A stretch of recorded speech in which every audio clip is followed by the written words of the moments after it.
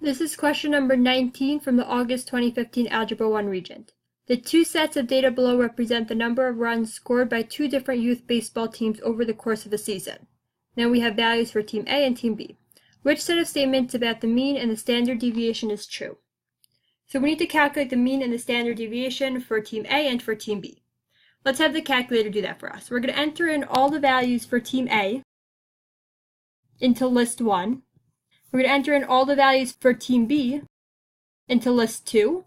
And then we're going to have the calculator calculate for us the mean for each of them.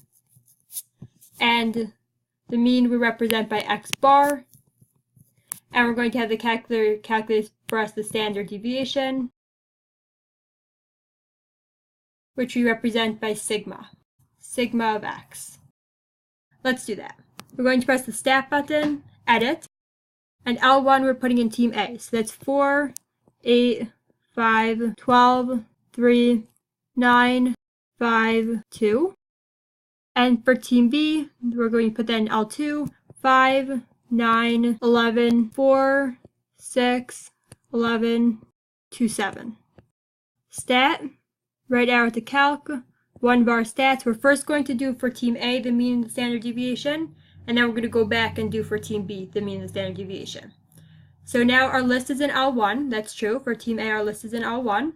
We don't have a frequency list, so we're going to scroll down to calculate and press enter. The calculator calculates for us. The first thing they give us is the mean, which is 6. And then if you see by sigma x over here, the standard deviation that's rounded off to the hundredth is 3.16. And now let's go back. We're going to press Stat, Calc, 1 bar stats, 1 variable statistics. But this time, instead of calculating for list 1, we're going to calculate for list 2 because our values for Team B are in list 2.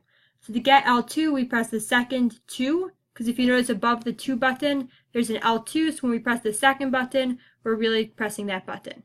Then we're going to scroll down to calculate. Because we don't have a frequency list, we're going to press enter. The mean, the first thing they give us is 6.875, and sigma x, the standard deviation, is 3. Let's round it off to the hundreds, 3.06. And now let's look at the answer choices. Choice 1 says the mean of A is less than the mean of B. That's true. The mean of A is 6 and the mean of B is 6.875, so the mean of A is less than the mean of B. The standard deviation of A is greater than the standard deviation of B. So the standard deviation of A is 3.16. The standard deviation of B is 3.06. The standard deviation of A is greater than the standard deviation of B.